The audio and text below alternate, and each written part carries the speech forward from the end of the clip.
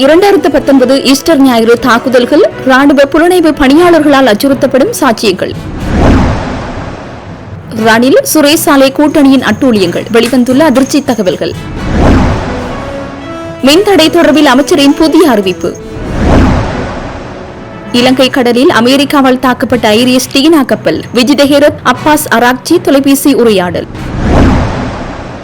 எசல பெரகராவில் 300 பேர் நடத்த திட்டமிடப்பட்டுள்ள குண்டு தாக்குதல். இலங்கை திரைசேரி மீது இணையவழி தாக்குதல், 9 கோடி ரூபாய்க்கும் அதிகமான தொகை திருட்டு. நாமல் ராஜபக்சவுக்கு எதிரான வழக்கு, நீதிமன்றம் பிறப்பித்த உத்தரவு. தெற்கில் தமிழர் விரோத அசுர அரசொன்று இருக்க வேண்டும் என்பதையே வடக்கில் தோல்வியடைந்துள்ள கட்சிகள் விரும்புகின்றன. அமைச்சர் விமல் ரத்நாயக்.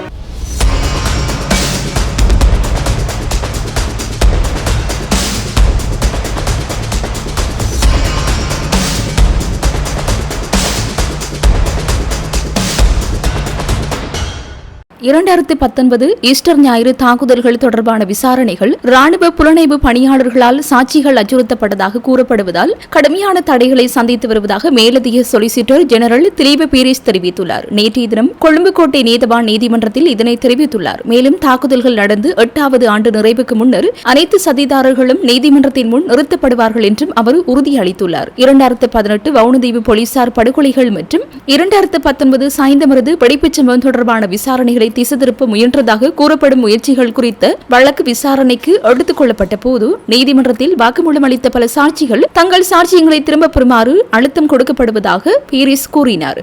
கடைசி விசாரணைக்கு பிறகு ராணுவ உளவுத்துறை அதிகாரிகள் ஒரு சாட்சியின் வீட்டிற்கு சென்று அவரை மிரட்டியதாக அவர் குற்றம் சாட்டினார். சாட்சியின் இல்லத்தில் ஆயுதங்களை வைப்பதற்கு மற்றொரு சட்ட அமலாக்க பிரிவு மூலம் அந்த நபரை கைது செய்வதற்கும் திட்டம் தீட்டப்பட்டிருந்ததாக பீரிஸ் மேலும் கூறினார். இந்த வழக்கு நீதிபதி இசுரு நெத்திகுமார் முன்பாக விசாரணைக்கு எடுத்துக் கொள்ளப்பட்டது. இதற்கிடையில் 3வது சந்தேக நபராக விளக்கமறியலில் வைக்கப்பட்ட முன்னாள் அரசு உளவுத்துறை இயக்குநரும் ஓய்வு பெற்ற மேஜர் ஜெனரலுமான சுரேஷ் சாலை குற்றப்புலனாய்வுத்துறையால் நீதிமன்றத்தில் முன்னிலைப்படுத்தப்பட்டார். தனது வாதங்களின் போது ஈஸ்டர் ஞாயிறு தாக்குதல்கள் ஒரு பெரிய திட்டமிடப்பட்ட சதியின் ஒரு பகுதி என்றும் இதற்கு பொறுப்பானவர்களை கண்டறிய கிடைத்த முந்தைய வாய்ப்புகள் வேண்டுமென்றே மறைக்கப்பட்டன என்றும் பீரிஸ் குறிப்பிட்டார். மேலும் இந்த வழக்கு 8வது ஆண்டு நிறைவடைவதை விசாரணையாளர்கள் நடவடிக்கை எடுக்காமல் அனுமதிக்க மாட்டார்கள் என்றும் அவர் தெரிவித்தார்.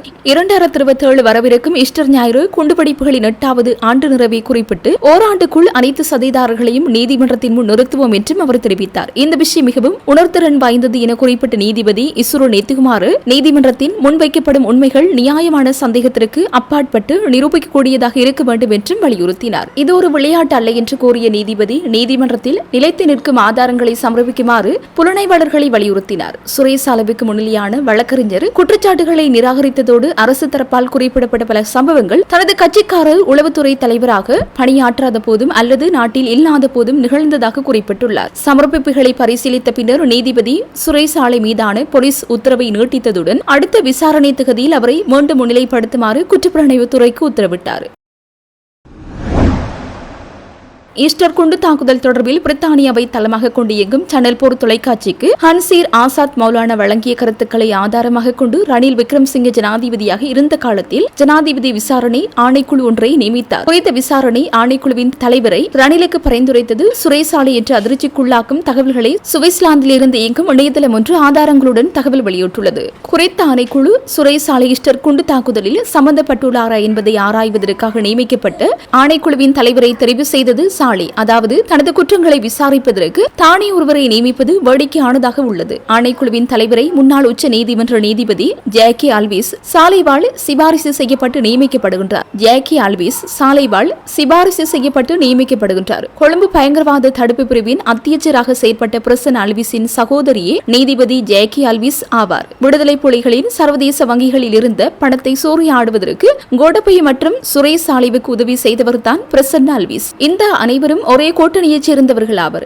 மேலும் இந்த பிரசன் அல்விஸின் மனைவி பிரதி போலீஸ் அதிபர், அதாவது சுரேஷ் சாலைவுடன் அரசாங்க புலனாய்வு பிரிவில் கடமையாற்றியவர். இவ்வாறு அனைவரும் நெருங்கிய நண்பர்கள் ஆவர். மேலும் ரணில் விக்ரமசிங்கவினால் 2024/6/12 நியமிக்கப்பட்ட விசாரணை ஆணைக்குழு குறுகிய 3 கிழமைகளில் விசாரணைகளை நிறைவு செய்து சுரேஷ் சாலை ஈஸ்டர் குண்டு தாக்குதலில் சம்பந்தப்படவில்லை எனவும் விசாரணை அறிக்கையும் சமர்ப்பிக்கப்பட்டது என்று சாலைவுக்கு சார்பாக பேசுபவர்கள் இந்த ஜேகே அல்விஸின் விசாரணை அறிக்கையை காரணம் காட்டி பேசுகின்றனர்.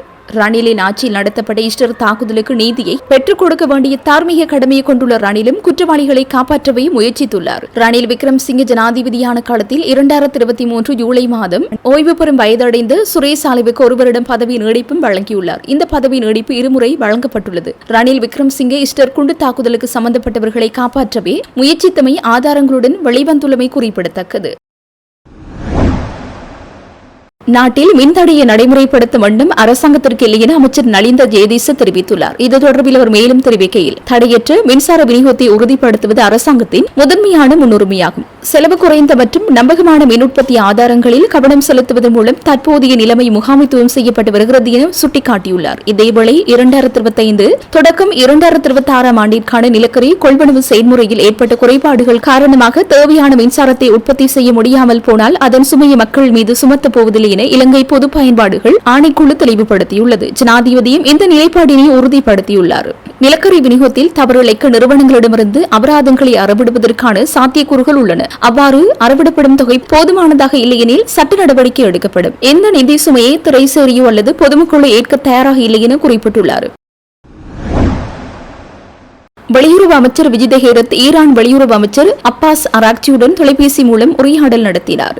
இந்த உரையாடலின் போது ஐரிஷ் டீனா கப்பலை மீட்க இலங்கை அரசு மேற்கொண்ட நடவடிக்கைகளுக்கு ஈரான் தனது நன்றியை தெரிவித்துள்ளது. மேலும் கப்பல் குழுவினரும் பிற ஈரானிய கடற்படை வீரர்களின் உடல்களை ஈரானுக்கு அனுப்ப உதவியதற்கும் நன்றி தெரிவிக்கப்பட்டுள்ளது. ஐரிஷ் டீனா கப்பல் மீது அமெரிக்கா நடத்திய தாக்குதல் முன் எப்போதும் இல்லாத போர்க்குற்றம் என ஈரான் வெளியுறவு அமைச்சர் அப்பாஸ் அராக்சி தெரிவித்துள்ளார். இந்த தாக்குதல் சர்வதேச மனிதாபிமான சட்ட விதிகளையும் 1949 ஜெனீவா உடன்படிக்கைகளையும் கடுமையாக மீறியதாக அவர் குற்றம் சாட்டினார். மேலும் இந்த சம்பவத்தை ஈரான் ஒருபோதும் மறக்காது என்றும் சம்பந்தப்பட்டவர்களை நீதி முன் நிறுத்த அனைத்து சட்டம் மற்றும் அரசியல் வழிமுறைகளையும் பயன்படுத்தும் எனவும் அவர் வலியுறுத்தியுள்ளார். இதேவேளை இரு அமைச்சர்களும் இருதரப்பு உறவுகள் மற்றும் பிராந்திய நிலவரங்கள் குறித்து கலந்துரையாடியதாக இலங்கையில் உள்ள ஈரானிய தூதரகம் வெளியிட்ட அறிக்கையில் தெரிவிக்கப்பட்டுள்ளது.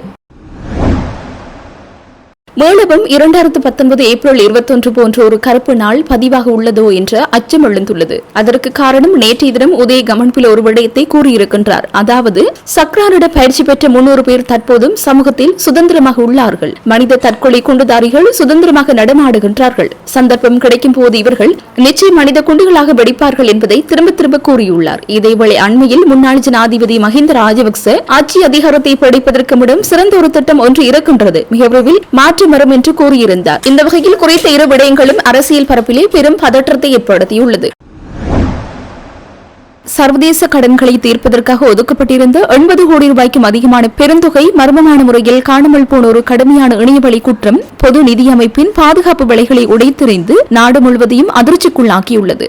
நிதி திட்டமிடல் மற்றும் பொருளாதார மேம்பாட்டு அமைச்சகத்தின் கீழ் உள்ள வெளிநாட்டு வளங்கள் துறையின் கனடி அமைப்பிற்கு ரகசியமாக நுழைந்த சர்வதேச சைபர் ஹேக்கர்கள் குழு ஒன்று ஆஸ்திரேலியாவிற்கு செலுத்தப்பட வேண்டிய $2.5 மில்லியன் கடன் தவணையை மூன்றாம் தரப்பினருக்கு திசை திருப்பி திருடியுள்ளது. மக்களின் வரிப்பணத்தில் இருந்து செலுத்தப்படக்கூடிய இந்த மாபெரும் பண இழப்பை கருத்தில் கொண்டு துணை இயக்குநர்கள், 2 இயக்குநர்கள் மற்றும் கருவூலத்தின் கணனி பிரிவு தலைவர் ஆகியோரை இடைநீக்கம் செய்து அதிகாரிகள் ஏற்கனவே கடுமையான ஒழுங்கு நடவடிக்கை எடுத்துள்ளனர். சம்பவத்தின் தீவிரத்தை கருத்தில் கொண்டு இவ்விஷயத்தை உடனடியாக விசாரிப்பதற்காக திரைசேரியின் பிரதி செயலாளர்களான AN ஹப்கள மற்றும் SS முதலிகை ஆகியோர் இணை தலைமையில் ஒரு சிறப்பு தொழில்நுட்ப குழு நியமிக்கப்பட்டுள்ளது. மேலும் தேசிய திட்டமிடல் திணைக்களத்தின் பணியாளர் நாயகம் KDI பிரேமரத்ன, சட்ட விவகாரங்கள் திணைக்களத்தின் கூடுதல் பணியாளர் நாயகம் AKSDD அரந்தர மற்றும் தகவல் தொழில்நுட்ப மேலாண்மை திணைக்களத்தின் உதவி பணியாளர் ED சிறந்த ஆகியோரும் இந்த விசாரணை குழுவில் சேர்க்கப்பட்டுள்ளனர். கடந்த ஜனவரியில் நிகழ்ந்த இந்த நிதி முறைகேட்டை கண்டறிந்த பின்னர் அமைச்சு இலங்கை கணனி அவசர பதிலளிப்பு குழு, போலீஸ் கணனி குற்றப்புலனாய்வு பிரிவு,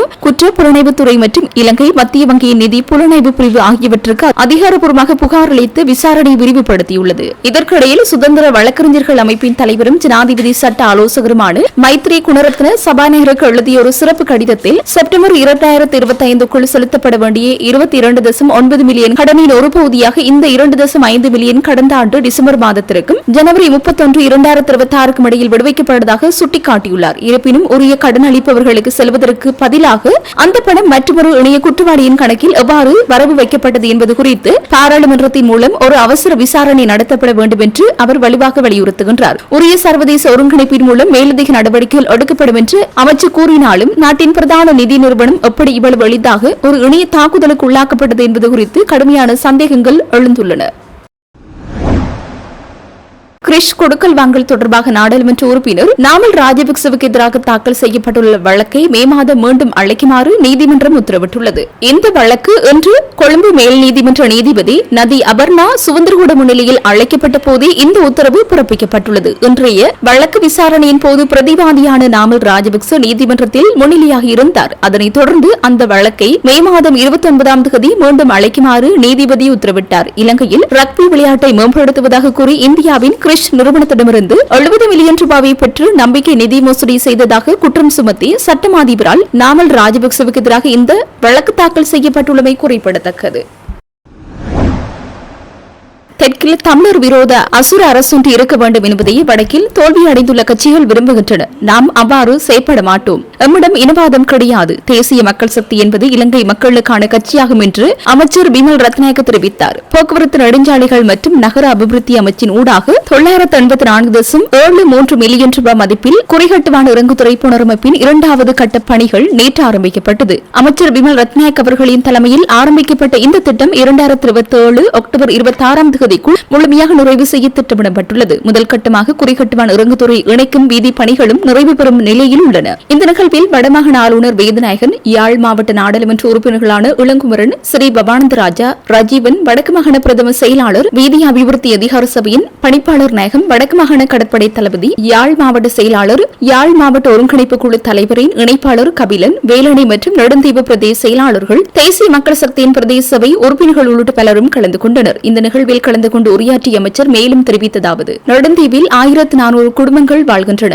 சுற்றுலாத்துறை மற்றும் மீன்பிடித்துறைக்கு இங்கு நிறைய இடம் உள்ளது. எனவே அப்போதைய அபிவிருத்தி செய்ய வேண்டியது கட்டாய தேவையாகும். போக்குவரத்து பிரச்சினை தான் இப்போதைக்கு பெரும் பிரச்சனையாகும். இதனால் பாடசாலை கூட உரிய நேரத்திற்கு ஆரம்பிக்க முடியாத சூழ்நிலை உள்ளது. அப்போதில் உள்ள அரசு அலுவலகங்கள் கூட 3 மணிக்கு மூடப்படுகின்றது. நெடுந்தீவு இலங்கை படத்தில் இருந்தாலும் இலங்கையின் ஏனைய பகுதிகளுக்கு கிடைக்கும் வாய்ப்புகள் இங்கு கிடைக்கவில்லை. போக்குவரத்து பிரச்சினை நெடுந்தீவின் களத்தை நெறித்துள்ளது எனலாம். நெடுந்தீவுக்குள்ளும் பிரச்சனைகள் உள்ளன. வீதிகள் புனரமைக்கப்பட்டுள்ளன. வேறு குறைபாடுகள் இருப்பின் அவற்றை தீர்க்கலாம். எரிபொருள் நிரப்பு நிலையம் அமைப்பதற்கு ஒப்பந்தம் கைச்சாத்திடப்பட்டுள்ளது. அதேவேளை கொழும்பு அரசுகள் கடந்த காலங்களில் யாழ்ப்பாணத்தை கைவிட்டிருந்தன. ஆனால் எமது ஆட்சி அவ்வாறு இல்லை. யாழ்ப்பாணம் மற்றும் தீபக பகுதிகளுக்குரிய அபிவிருத்தி திட்டங்கள் முன்னெடுக்கப்பட்டு வருகின்றன. நெடுந்தீவு, பருத்தித்துறை மற்றும் நைனாதீவு போன்ற பகுதிகளுக்கு யாழ்ப்பாண அரசாங்கம் கூடுதல் முக்கியத்துவம் வழங்க வேண்டும். கப்பல் போக்குவரத்து, இறங்கு துறைமுகம் பிரச்சனைகள் உரிய வகையில் தீர்க்கப்படும். நெடுந்தீவுக்கு 2 இலங்கை போக்குவரத்து பஸ்கள் கோரப்பட்டிருந்தன. அதனையே நாம் விரைவில் வழங்குவோம். அதேவேளை எமது அரசாங்கத்திடம் இனவாதம் இல்லை. கொள்கை அடிப்படையிலேயே செயல்பட்டு வருகின்றோம். எனினும் வடக்கிலும் தெற்கிலும் உள்ள சில குழுக்கள் இனவாதம் பேசி அரசியல் நடத்துகின்றன. தெற்கில் தமிழர் விரோத அசுர அரசொன்று இருக்க வேண்டும் என்பதையே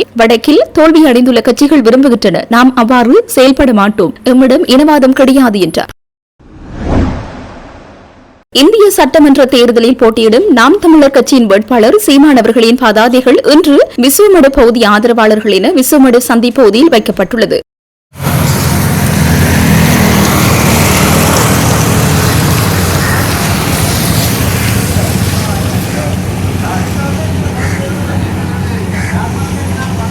போடுவாங்க